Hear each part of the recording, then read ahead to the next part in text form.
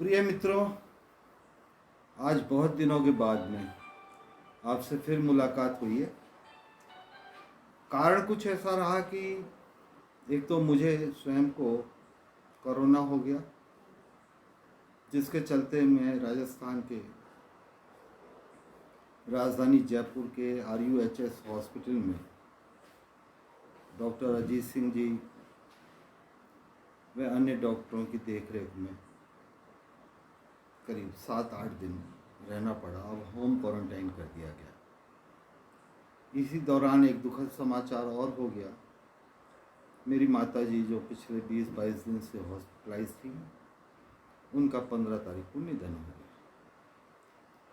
इन सब घटनाओं के बावजूद गहरे मानसिक आघात से उभरते हुए जो आज हालात हैं, उस पर बात करना बहुत ज़रूरी हो गया।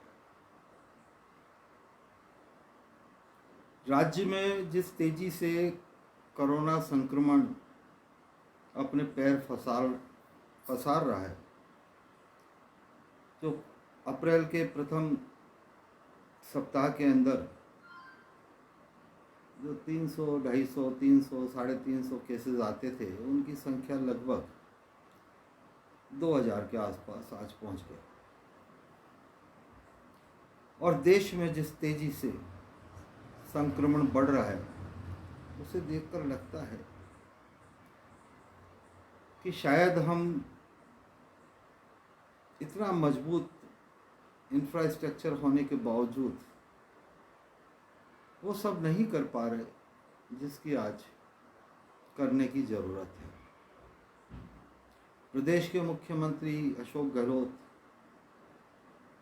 पूरी मॉनिटरिंग कर रहे हैं।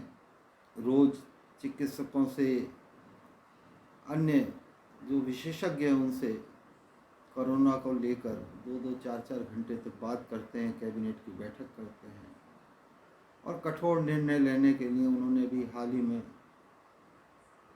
वीकेंड का कंप्लीट लॉकडाउन भी लगाया।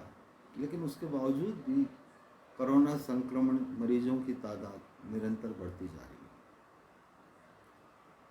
एक दृश्य ऐसा भी पूरे देश में जगह जगह देखने को सामने आया, जिसे देखकर कोई भी संवेदनशील व्यक्ति अपनी संवेदनाओं को रोक नहीं पा रहा है। सैकड़ों की तादाद में लोग काल के ग्रास बनते चले जा रहे हैं।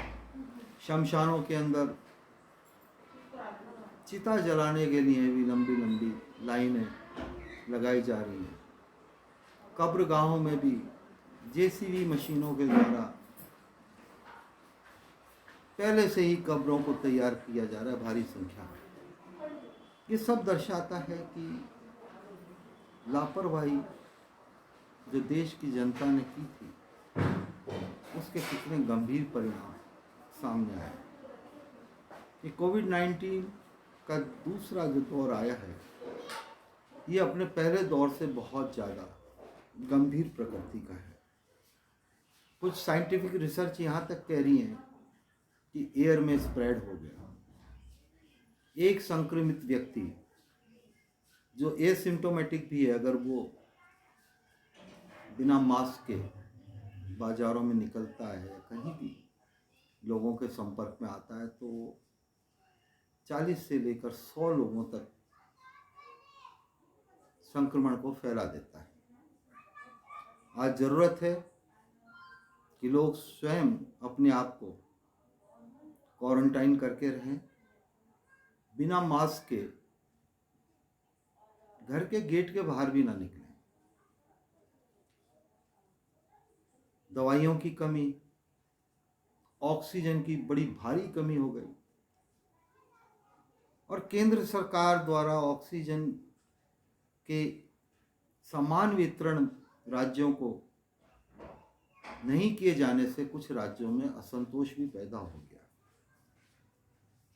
ऐसे समय में राजनीति, मैं नहीं समझता कि ये सही समय है राजनीति करने का। और अगर राजनीति हो रही है तो बेहद शर्म की बात है, चाहे वो किसी भी स्तर पर हो। राजस्थान सरकार से मैं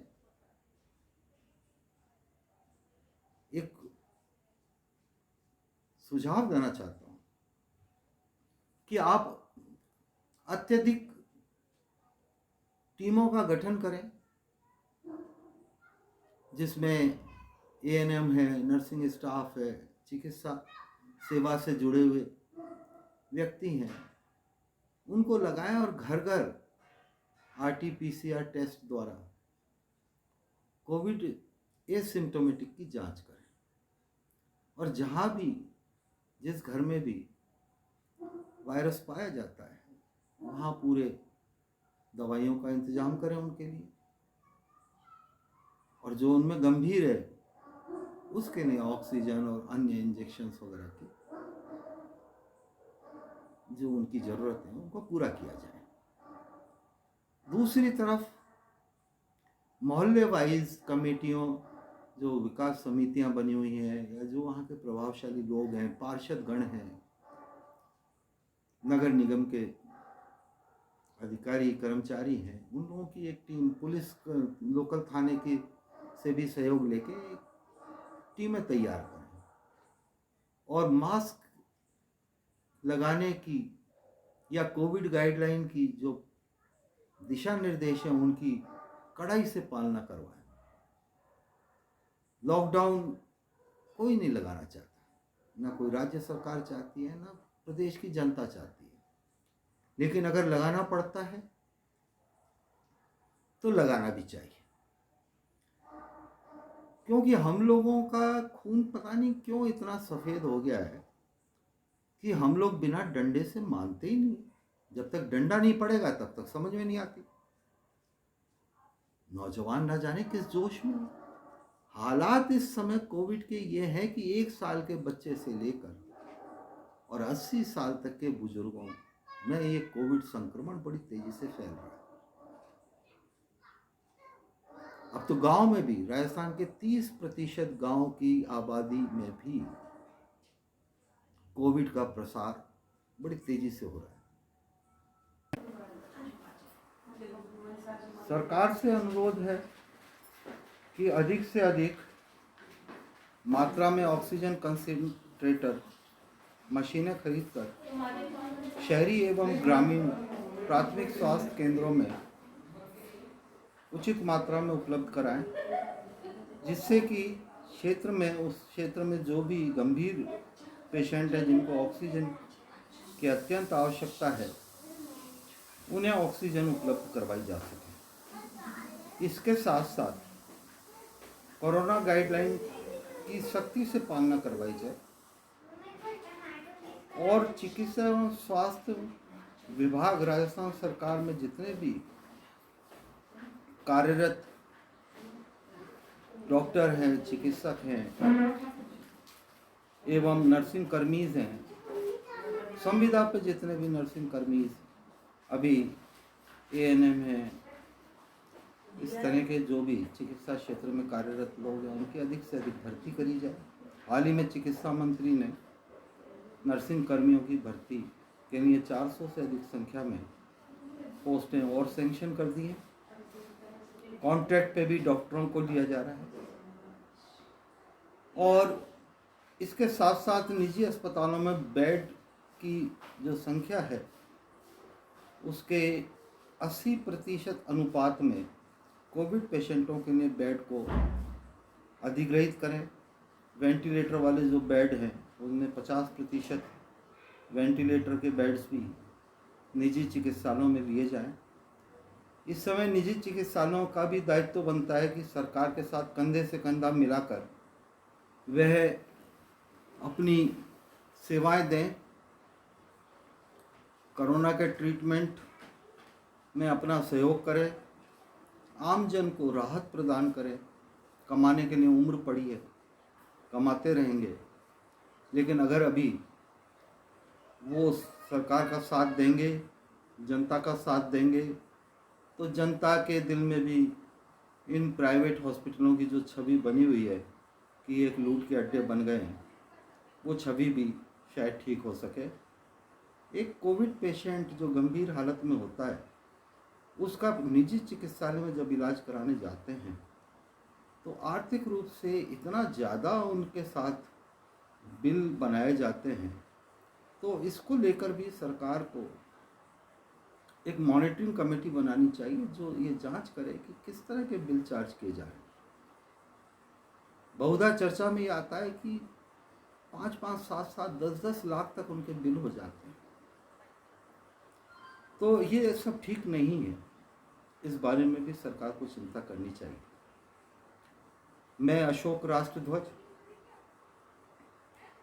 राइट फॉर हेल्थ और लास्ट टर्मिनल न्यूज़ के लिए स्वतंत्र पत्रकार, जयपुर राजस्थान से आपके सामने हूँ। कल फिर हम कोविड के इस आपत्ति काल में पुनः चर्चा करेंगे। आप अपने सुझाव मुझे दे सकते हैं, आपके सुझावों का स्वागत है।